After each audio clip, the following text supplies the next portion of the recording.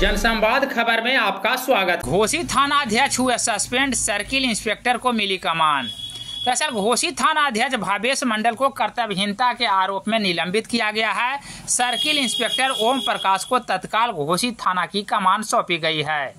इस बाबत एसडीपीओ राजीव कुमार से बात करने पर उन्होंने बताया कि घोसी थाना प्रभारी भावेश मंडल को थाना प्रभारी के पद से हटाया गया है। वहीं सर्किल इंस्पेक्टर ओम प्रकाश को घोसी थाने की कमान सौंपी गई है।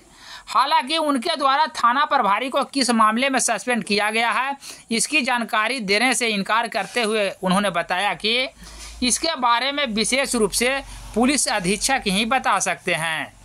इस बाबत जहानाबाद एसपी दीपक रंजन से संपर्क करने की कोशिश की गई, लेकिन संपर्क स्थापित नहीं हो सका।